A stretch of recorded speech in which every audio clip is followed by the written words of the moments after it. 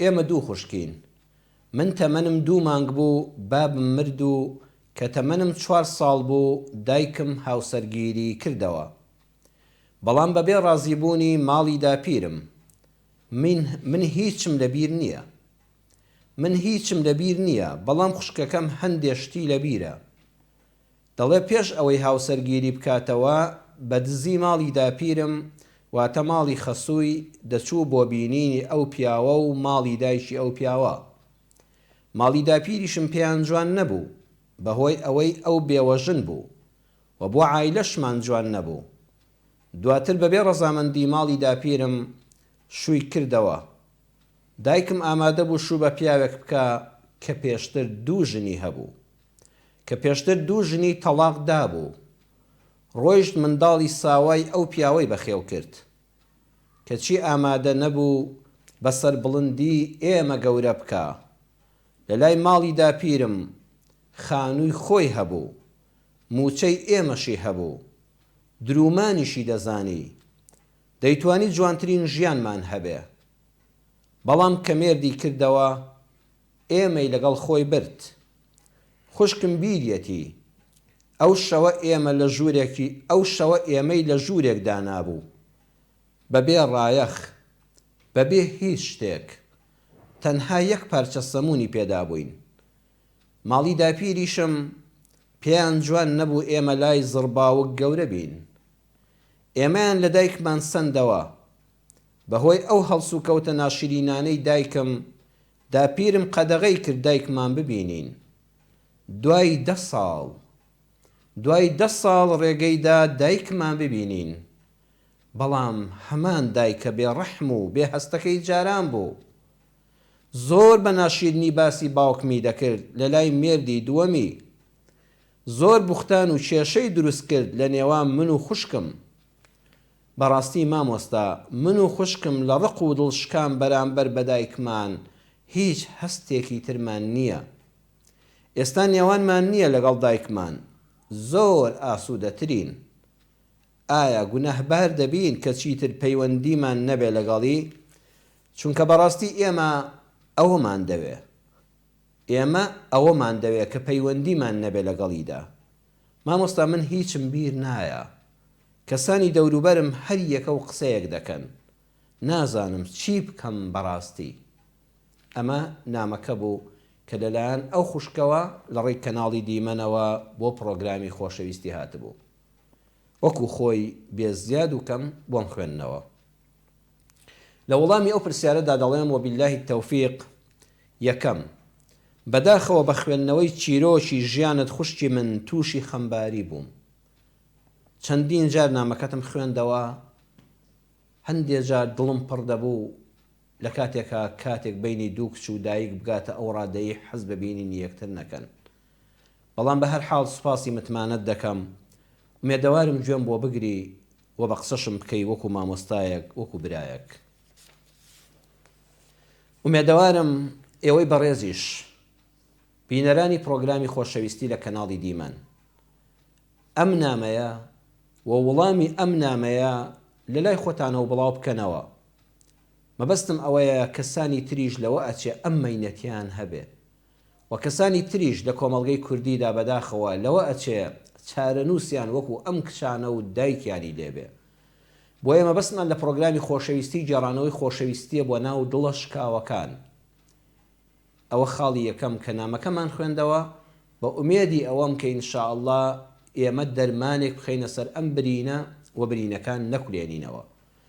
دووەمیان، لە ڕوانگەی نامەکەی خۆتەوە خوشکی بەڕێزم چەند شتێکت بیر دەخەمەوە لە ناو نامەکەی خۆتدا کە چەند جار بە وردی خوێندومەتەوە. چەند شتێک بیری بەڕێزت خوشکە باشەکەم دەخەمەوە. 1. تۆ 2 مانگ بووی کە باوکت مردووە. خۆت فەرمووت 2 مانگ بووم کە باوکم مردووە، بەڵام 4 ساڵ بووم کە دایکم شووی کردوتەوە. ئەمە قسەی خۆتە. کەواتە 4 دانە ساڵ دایکت بێوەژن کۆشی کردووە لەبەر خاتری تۆ و خوشکت.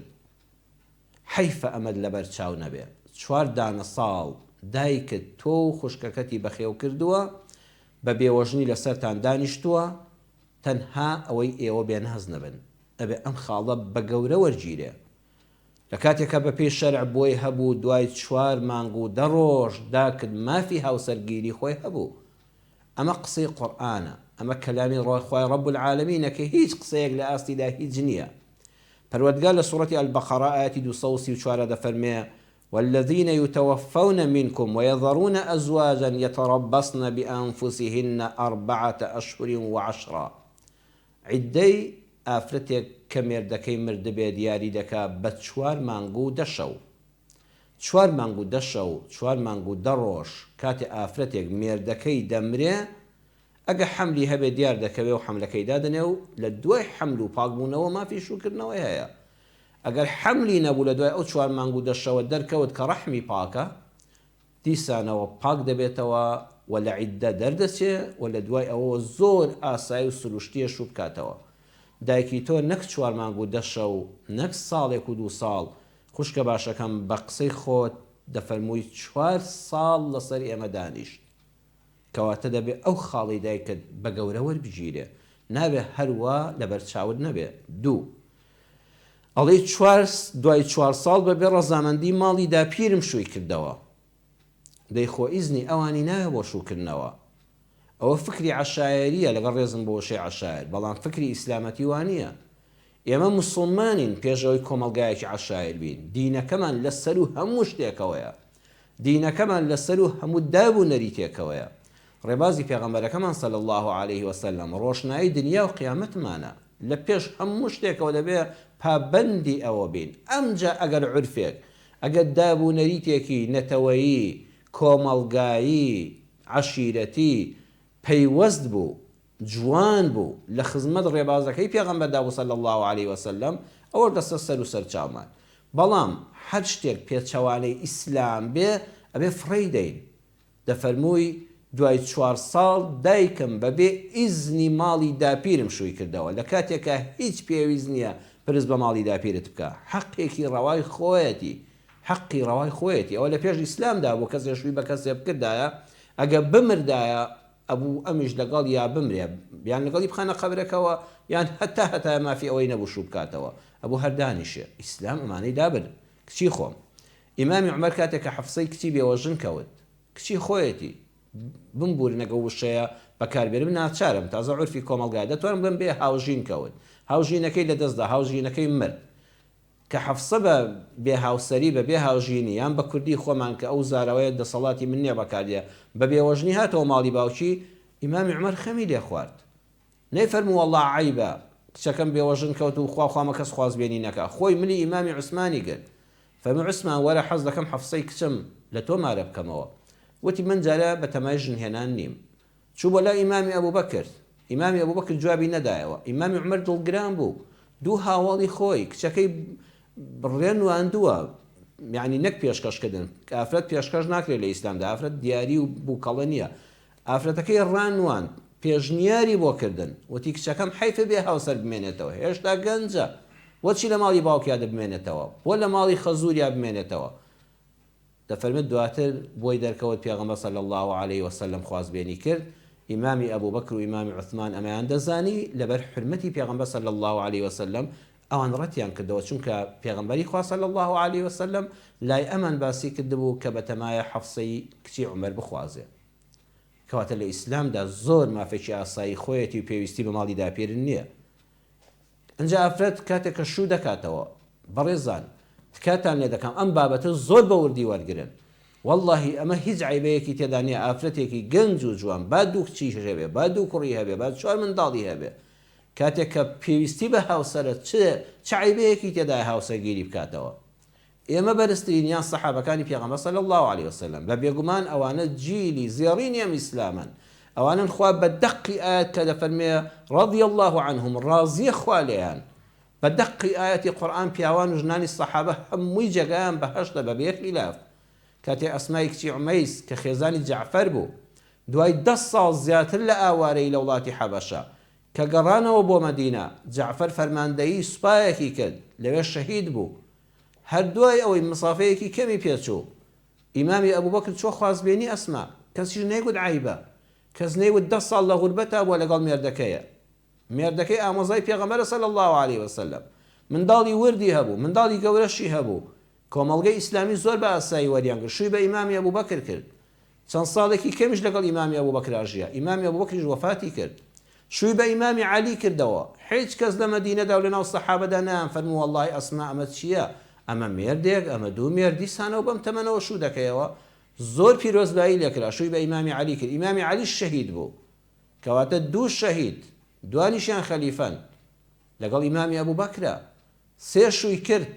کەس نەیوت سەرخۆرەیە، کەس نەیوت ئەمە حایلی هەڵگیراوە، کەس نەیگوت لە دوای ئەم هەموو منداڵە تازە هاوسەرگیری دەکات، مافێکی ئاسایی خۆیەتی وەکو ئینسانێک، وەکو ئافرەتێک. ئێمە دینەکەمان لە پێش هەموو شتێکەوەیە.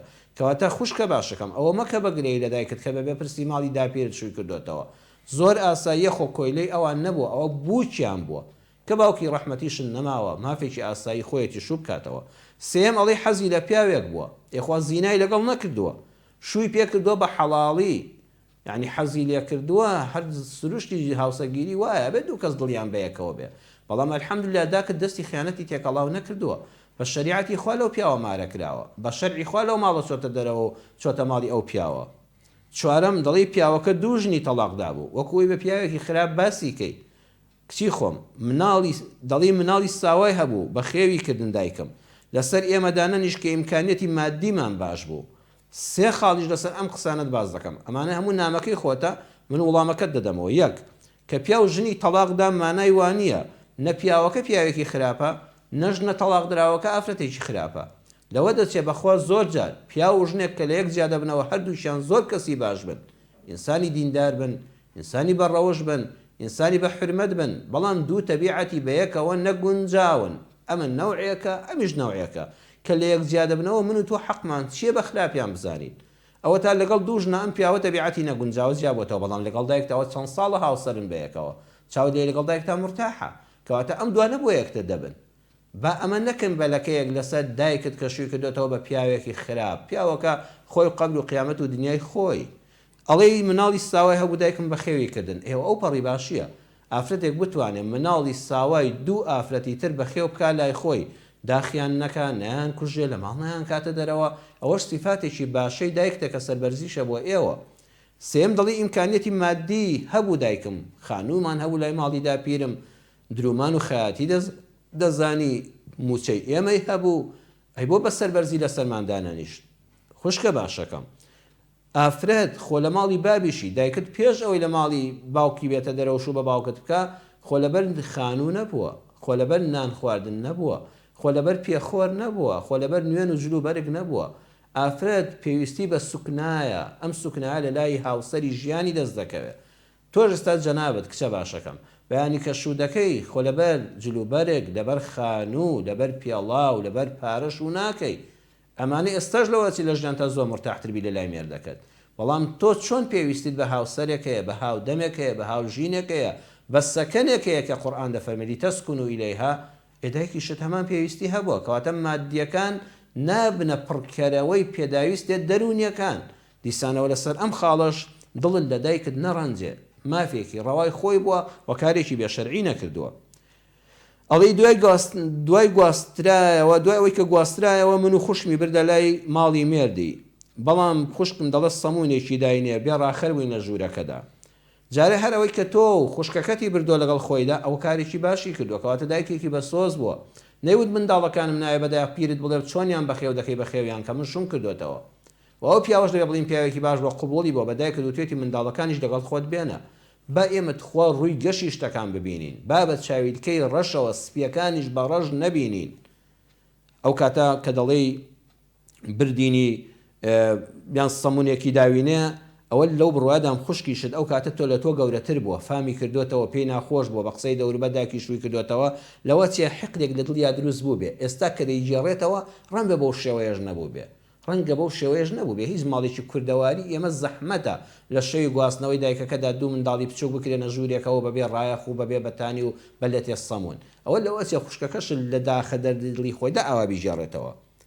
شەشەمیان ئەڵێ لە داپیرم ئێمەی لێ سندەوە لە دایکم، بەڕاستی حەیف نەبوونی حکمی شەرعە کە ئەوە چارە نووسمان وا لێ دەکا.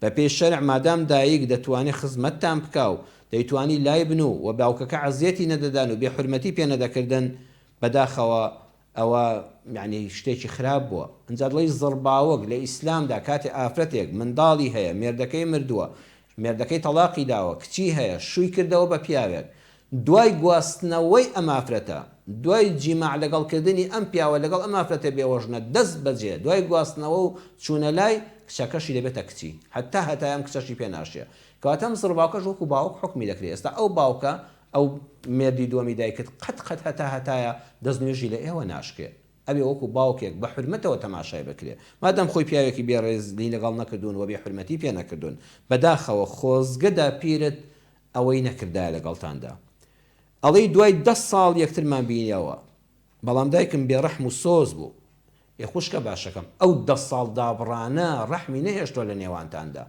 10 ساڵ تۆ دایکت نەبینی دایکت ئێوە نەبینێ بە دڵنیاییەوە دڵساردی ڕوودەدا دایکیشت کاردانەوەی هەبووە کە ئێستا دەی لەگەڵمانە ڕووخۆش نەبوو دڵڕەق بوو ئەوەی دایکت وا وەرگرە دەبێ ئێمە دایمە نەسیحەتی خێرمان هەبێ عوزر بۆ کەسێ بینینەوە کە خۆی ئێستا لێرە نییە کە خۆی قسە ناکە ئەبێ عوزری خێری بۆ بینینەوە دایکیشت کاردانەوەی هەبووە بەرامبەر بە ماڵی داپیرت کە بە شوکردنەوەی ناڕەحەت بوون منداڵیان لێستاندۆتەوە دەدانە ساڵ نیان هێشتۆ دوو جەرگی خۆی ببینێ دایکیش چی بکە لەوە ئەچێمیش ڕۆشنبیری ئیسلامی ڕۆشنبیری وعی فکری زۆر بەهێز نەبوو بێ هاتۆ تۆڵەکە ڕقەکەی خۆی لە جاتی ماڵی داپیرت بە ئێوە ڕشتووە کە ئەویش کارێکی خراپی کردو بەڵام عوزری بۆ بێننەوە کە ئەمە لە ئەنجامی کاردانەوەدا بووە.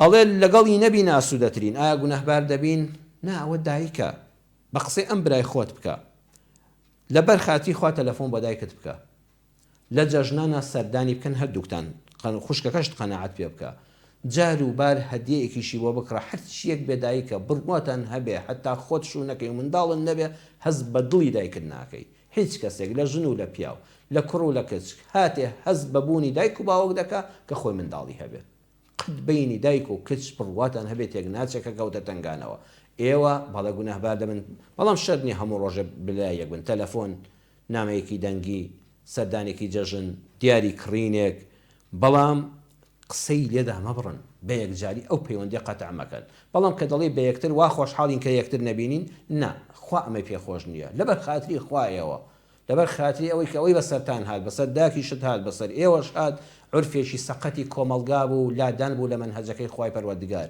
نەگەڕاوینەوە بۆ شەریعەتەکە پرسی شەریعەتمان کردایە هەموو شتێک چاک دەبوو ئەڵێ من هیچم بیر نایە کەسانی دەوروبەرم هەر یەکە قسەیەک دەکەن چاو لێ خەلەلەکە لە ئەوێدایە تۆ ئێستا هیچت بیر نایە کەسانی دەوروبەریشن متتەفیقون عەلەیهی نین یەک کەس بڵێ ئەمە وا بووە ئەوی تریش بڵێ وەڵڵا وا بووە ئەوە تا خۆت ئەڵێ قسەکەت زۆر جوانە هەر یەکە قسەیەک دەکا ئای بەداخەوم ئەم کۆمەڵگای ئێمە تا کەسێک قسەیەکی خێر دەکا لە بینی دوو کەسا دە کەسی تر بێویژدانانە ئەیانەوێت دڵی تۆ کرمەکەم بەرامبەر بەدایکت دڵنیا بە هەمان کەسانی خزم و کەس و کار و ناسیاویش نەچنە لای دایکی بەڕێزیشت ئەبێت چ قسەیەکی نەشیاو بکەن بەرامبەر بە ئێوە بۆیە گوێی خۆت داخە لە ئاستی ئەو قسانەدا کەس هێستاش پێت دەڵێم کچی خۆم خوشکە باشەکەم لەم برای خۆتی وەرگرە لەم مامۆستای خۆتی وەرگرە وەڵڵاهی هێشتاش کەسێک نییە جەرگی بۆتان بێشێ بۆ تۆ بۆ خوشکەکەت بە ئەندازەی دایکت هەرچی خراپەیەکی کردبێت کە نەیکردووە من وا نابینم لە نامەکەی تۆدا کە خوێندراوەتەوە دایکی شتێکێکە لە قوربانیەکانی کۆمەڵگا تۆش یەکێکی لە قوربانیەکان نەنکی شت بەو تێگەیشتنە ڕێزی تایبەتی مەیە ئەگەم ما بێگە نەژ ما بێ خوا عەفویکە یعنی خوا لە گوناهی خۆش بێ ئەویش هەر قوربانی کۆمەڵگایە قوربانین ئێمە هەمومان بۆ دوورکەوتنەوە لە شەریعەتە پاکە بێگەردەکەی ئیسلام ئەگەر ئەم شەریعەتە حاکم بێ لە نێوانماندا ئەگەر ئەم شەریعەتی خوای پەروەردگارە جێگەی پرس و ڕاوێژمان بێ وەڵڵاهی ژیانی هەر هەمومان تووشی ئەم گرفتانە نابێت